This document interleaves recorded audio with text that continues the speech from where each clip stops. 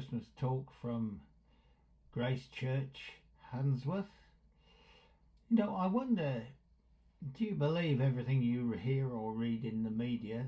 I certainly hope not, especially after recent events which have been in the news.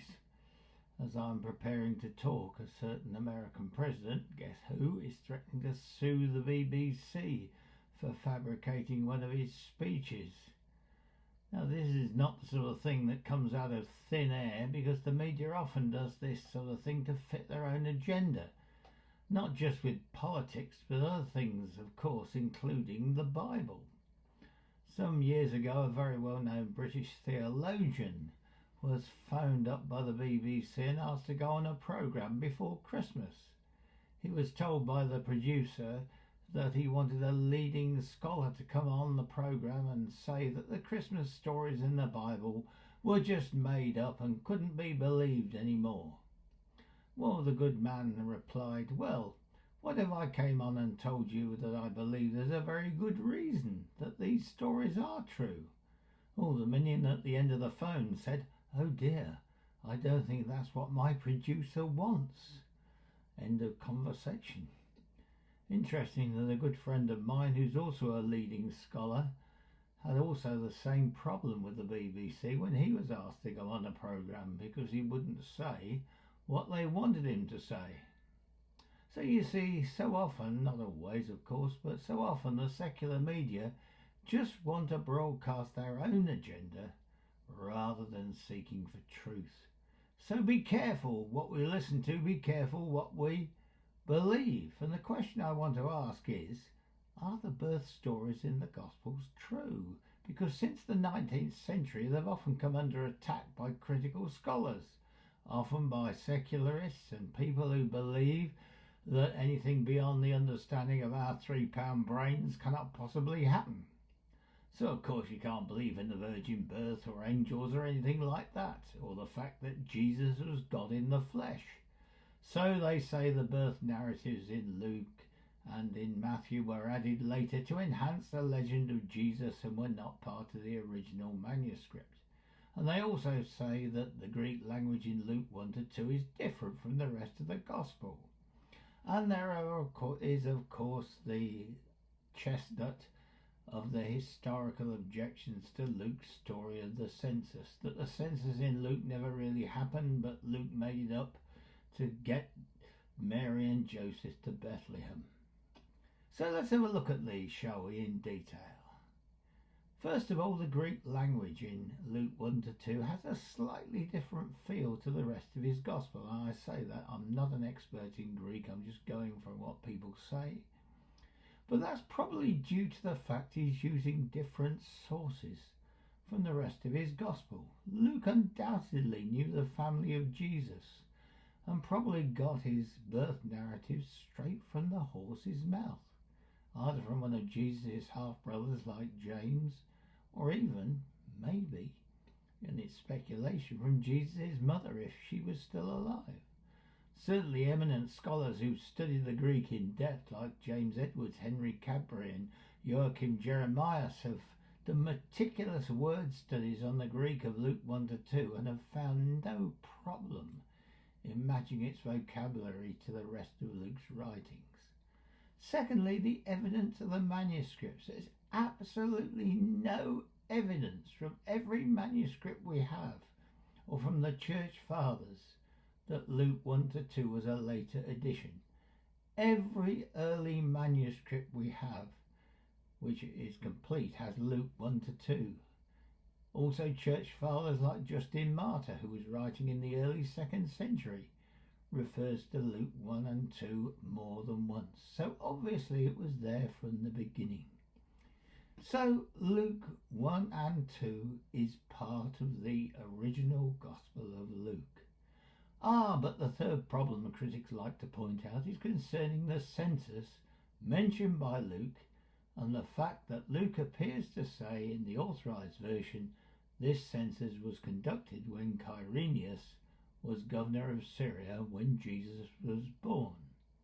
Well, the first problem involves the fact that Jesus was born before the death of Herod, which was sometime before 4 BC, whereas the Jewish historian Josephus tells us that Quirinius wasn't governor until 6 AD, so Luke's dates off.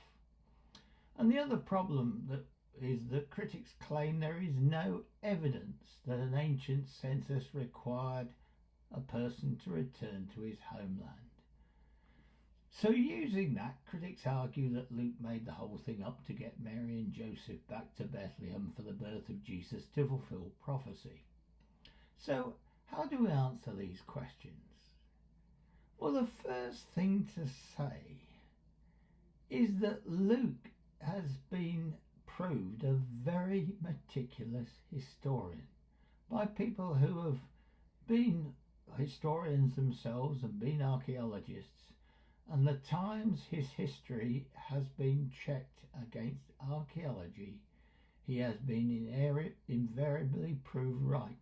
And there is just not one example, but dozens of examples where Luke has been thought to be wrong, but then archaeology has proved him right. So before jumping to conclusions, we must check things out in detail.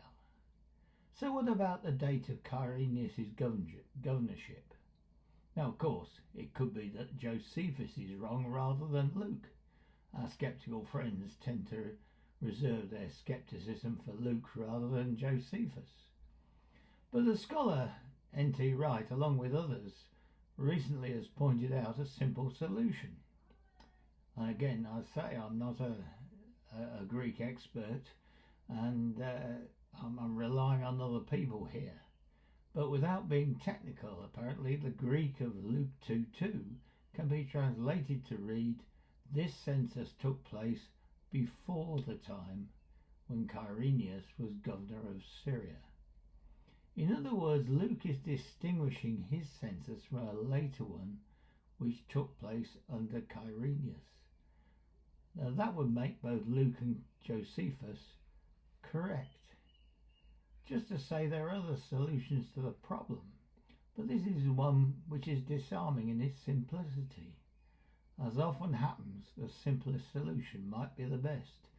We might have been looking at a problem because of translating things in a wrong way.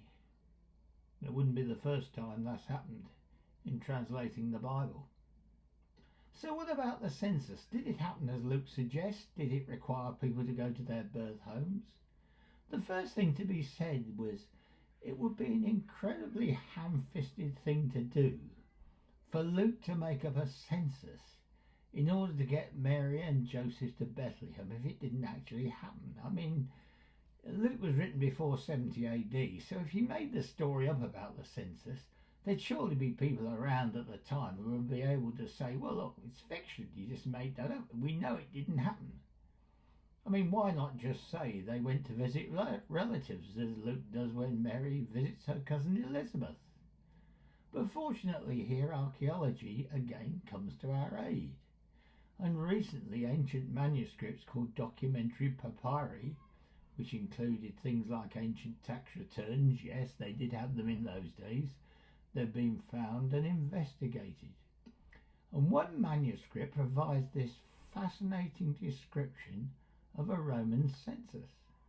It is necessary that all persons who are not resident at home for one reason or another at this time to return to their home places in order to undergo the usual registration formalities and to attend the cultivation of the land which is their concern.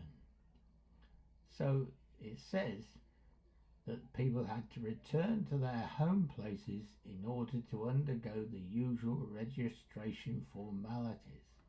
Well, this squares nicely with Luke, and it appears that Joseph was originally from Bethlehem and may very well have had a plot of land there.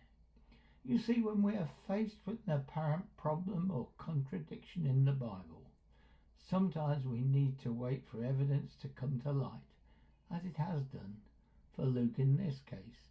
And of course it also sheds light on the fact that after the birth of Jesus, it does appear although Luke doesn't say so, and Matthew does, that Joseph stayed on in Bethlehem and only had to flee from Bethlehem when Herod started killing the children. You know, one of the most distinguished commentators on Luke, a man called Alfred Plummer, writing in the 19th century, says this about Luke's Gospel. He says the dignity, beauty and spirituality of these narratives is strong evidence of their authenticity, and they are bound in historic features which are eminently true to life. You see, we can trust the Gospels as they are true history, the history of Jesus being born of a virgin and God becoming man, and that is what we celebrate